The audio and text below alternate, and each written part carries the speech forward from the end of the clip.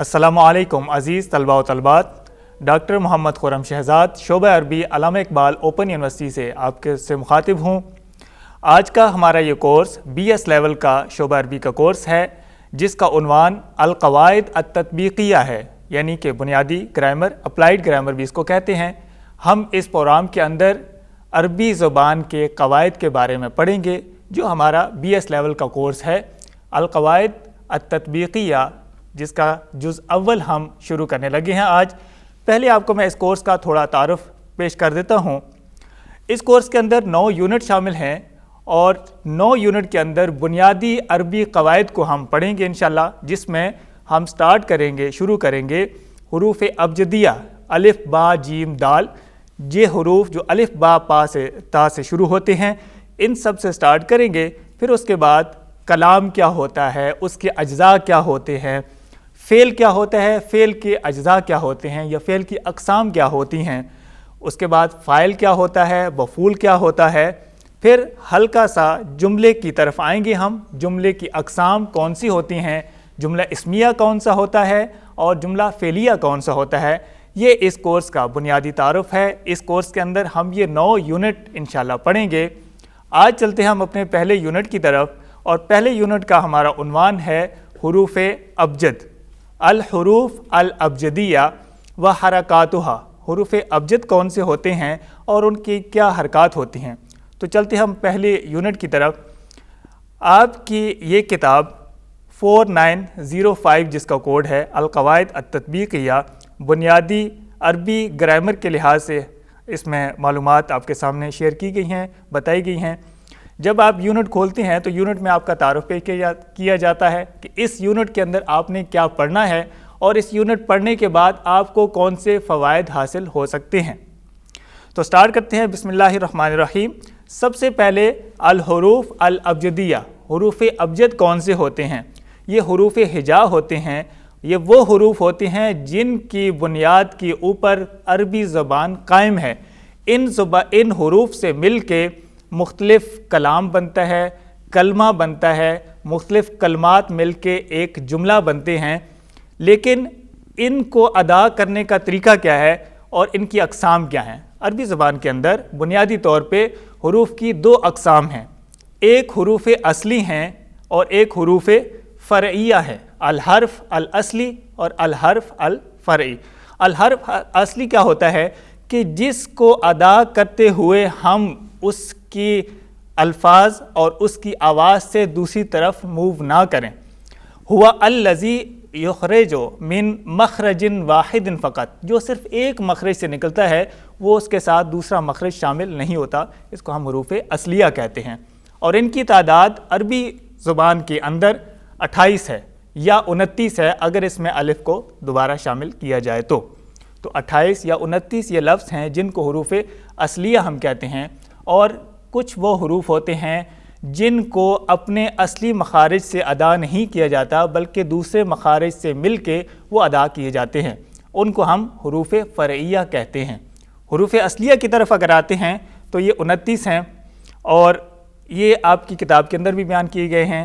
अलिफ़, हमज़ा, बा, ता, सा, जीम, हा, खा, दाल, ज़ाल, रा, ज़ा, सीन, शीन, साद, दौद, ता, ज़ा, आइन, गाइन, फ़ा, क़ाफ, काफ, लाम, मीम, नून, वाव, हा और उसके बाद या। यहाँ पे हमने हमज़ा नहीं पढ़ा है क्योंकि हमज़ा हमने शुरू में अदा कर दिया है।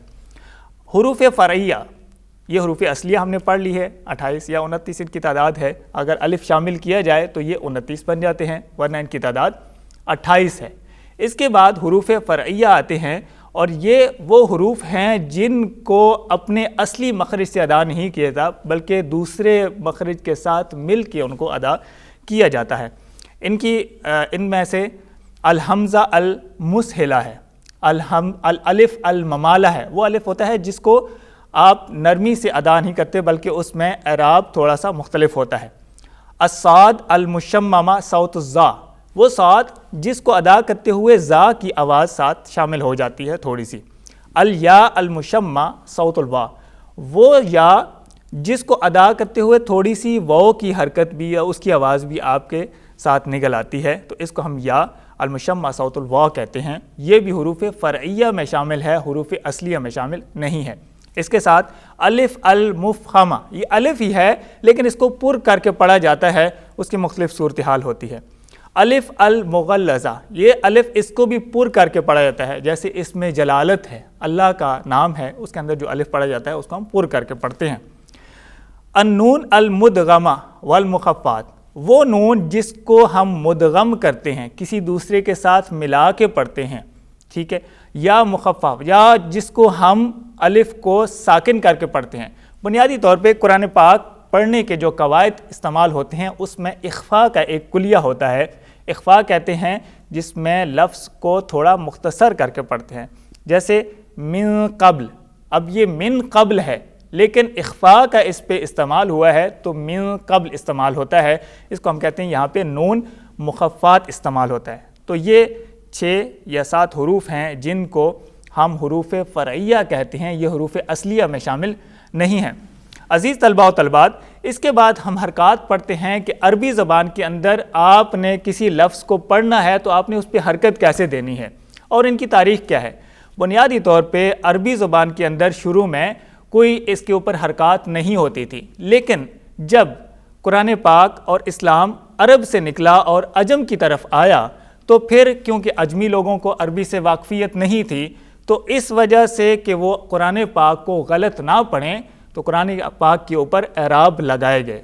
تو گویا کہ ہمارا بنیادی سورس یا بنیادی ذریعہ علم کا وہ قرآن پاک ہی ہے. ہم عربی میں قرآن پاک سے ہی سٹارٹ کرتے ہیں اور اسی کو ہی ہم بنیاد بنا کے باقی عربی کو سیکھنے کی کوشش کرتے ہیں. حرکات کی تعداد کتنی ہے؟ حرکات عربی میں بنیادی طور پہ 2 ہیں. ایک کو کہتے ہیں السکون، جس کو ہم ساکن کہتے ہیں، جزم کہتے ہیں اردو میں، اور اس کے اندر بھی اقسام ہیں. سکون الحقیقی ہے اور سکون الحرف المشدد ہے. الحرف المشدد جو ہوتا ہے وہ ہوتا ہے جس کے اندر شد استعمال کی جاتی ہے، اور پھر شد کے لیے بھی 4 آگے اقسام ہیں. وہ حرف وہ مشدد بالفتح ہوتا ہے، یعنی کہ اس شد کے اوپر زبر دی جاتی ہے، اس کو ہم کہتے ہیں المشدد بالفتح. اس کے بعد المشدد بالکسر آتی ہے، یعنی شد تو رگی ہوگی حرف کے اوپر لیکن ساتھ ہی زیر بھی آ رہی ہوگی، ٹھیک ہے، جیسے بالسکونی. اب بالسکون سین کے اوپر شد بھی آ رہی ہے اور سین کے اوپر زبر بھی آ رہی ہے. اسی طریقے سے الحرف المشدد بالضم ہوتا ہے، یعنی شد کے اوپر پیش آ رہی ہوتی ہے. الحرف المشدد بالسکون بھی ہوتا ہے، جیسے جان، ایک لفظ ہے قرآن پاک میں سورہ رحمان میں آیا ہے جان.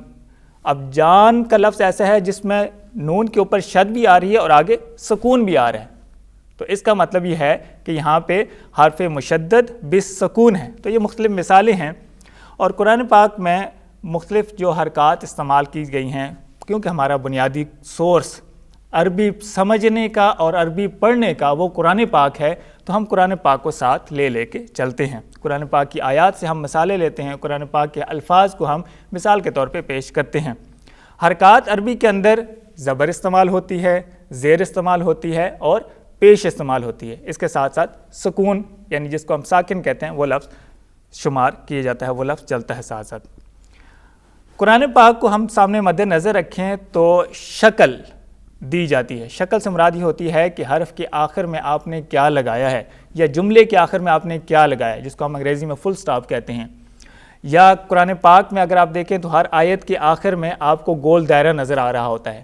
تو یہ گول دائرہ نظر آنا بیسیکلی یہ اس بات کی علامت ہوتی ہے کہ یہاں پہ ایک بات ختم ہو رہی ہے اور آگے سے دوسری بات شروع ہو رہی ہے، یہاں پہ وقفہ ہو رہا ہے. اب جب وقفہ دیتے ہیں تو اس کو ہم دائرہ منقوطہ کہتے ہیں. دائرہ منقوطہ یعنی یہاں پہ چیز رک رہی ہے اور یہاں پہ ہم نے اس کو سٹاپ کیا ہے اور آگے دوسری چیز شروع کی ہے. اس کے بعد حرکات ہیں. تنوین ہے، تنوین کہتے ہیں 2 زبروں کو، 2 زیروں کو، 2 پیشوں کو. انواع و شکلات میں ہمارے پاس جو فتح آتی ہے، فتح کی حرکت کیسی آئے گی، یعنی وہ اوپر زبر آئے گی تو زبر کیسی لکھی جائے گی، زیر آئے گی تو زیر کیسے لکھی جائے گی، پیش آئے گی تو پیش کیسے لکھی جائے گی، شد آئے گی تو شد کو کیسے لکھنا ہے، یعنی جیسے سین ہوتی ہے، سین کی 3 کنارے ہوتے ہیں، اس طریقے سے ہم شد کو لکھتے ہیں۔ اور سکون کے لیے ہم استعمال کرتے ہیں، جیسے جزم ہوتی ہے، جزم کو ہم سکون کے لیے استعمال کرتے ہیں۔ یہ مختلف آپ کی کتاب کے اندر اگر ساتھ ساتھ آپ کتاب کو دیکھتے جائیں گے تو یہ ساری کی ساری چیزیں آپ کو سامنے نظر آتی جائیں گی، آپ کے لیے سمجھنا آسان ہو جائے گا۔ تنوین میں نے آپ کو پڑھایا، اور تنوین کے ساتھ ساتھ یہ آپ کو بتاتا چلوں کہ تنوین جو ہوتی ہے وہ 2 زبروں اور 2 زیروں یا 2 پیشوں پہ مشتمل ہوتی ہے، اس کے اوپر جزم نہیں آتی، جزم اس میں شامل نہیں ہوتی ہے، اس میں زبریں 2 پیشیں اور 2 زیریں یہ شامل ہوتی ہیں، اس کو ہم تنوین کہتے ہیں۔ اس کے بعد 2 قواعد اور جو اہم ہیں اس سبق کے اندر یا اس یونٹ کے اندر، وہ ہم پڑھیں گے، جس میں ایک شد ہوتی ہے، شد کا میں نے آپ کو بتایا کہ جیسے سین کے 3 کنارے ہوتے ہیں، اس طریقے سے شد لکھی جاتی ہے، اور ایک ہے مد۔ مد کو ہم نے اس سے پہلے نہیں پڑھا۔ مد وہ ہے جو الف کے اوپر ایک نشان آپ کو لگایا جاتا ہے، جس کا مقصد یہ ہوتا ہے کہ اب اس الف کو آپ نے لمبا کرنا ہے۔ اب لمبا کیسے کرنا ہے؟ اس میں الف ممدودہ ہے اور الف مقصورہ ہے۔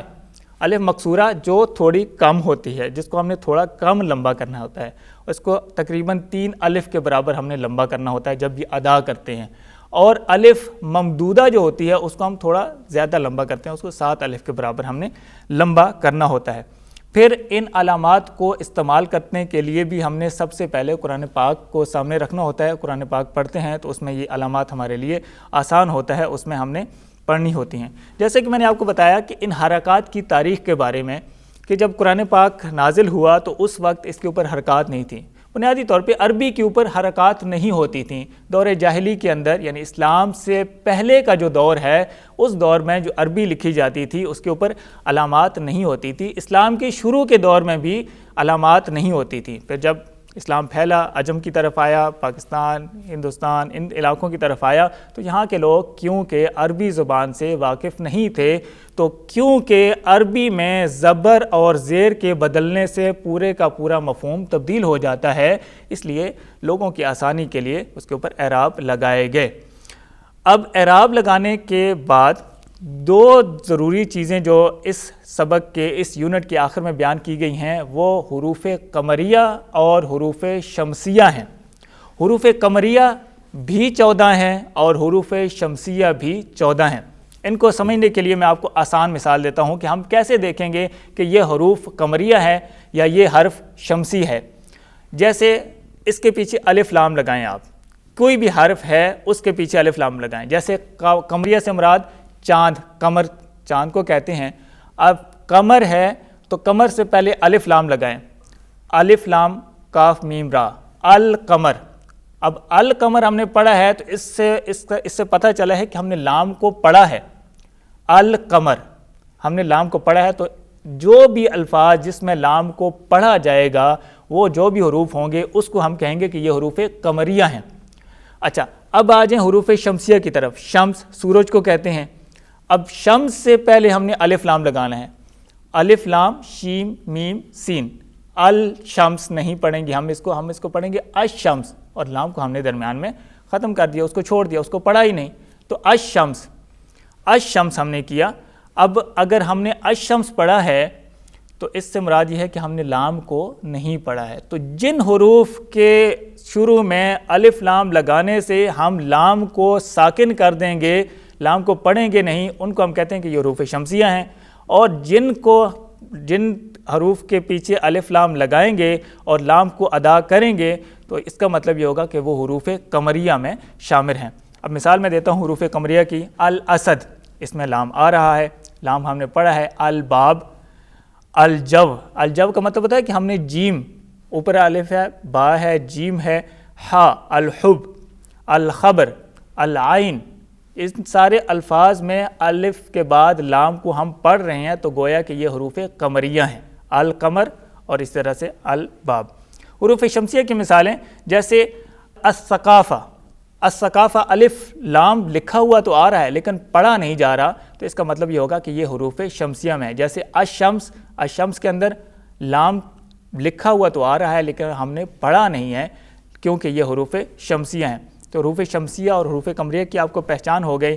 اس یونٹ کے آخر میں تمرینات دی گئی ہیں. تمرینات ہم کہتے ہیں مشقوں کو. کوئی بھی یونٹ پڑھنے کے بعد جب تک آپ تمرینات حل نہیں کریں گے تو آپ کو آپ کی مشقوں کے اندر اور آپ کے آخری امتحان کے اندر فائدہ نہیں ہوتا. تو سب سے ضروری چیز آپ کا پورا یونٹ پڑھنے کے بعد آپ کو مشقوں کا حل کرنا ہے، تمرینات کا حل کرنا ہے. یونٹ کے آخر میں تمرینات دی گئی ہیں. پہلا سوال ہے ما ہی الحروف الشمسیہ، حروف شمسیہ کون سے ہیں؟ عرف بالتفصیل، ان کو تفصیل سے بیان کیجئے. تو حروف شمسیہ ہم نے پڑھے ہیں، آپ ان کو بیان کر سکتے ہیں. ما ہی الحروف القمریہ اکتب فی کراستک، اپنی کاپیوں میں لکھیں کہ حروف قمریہ کون سے ہیں.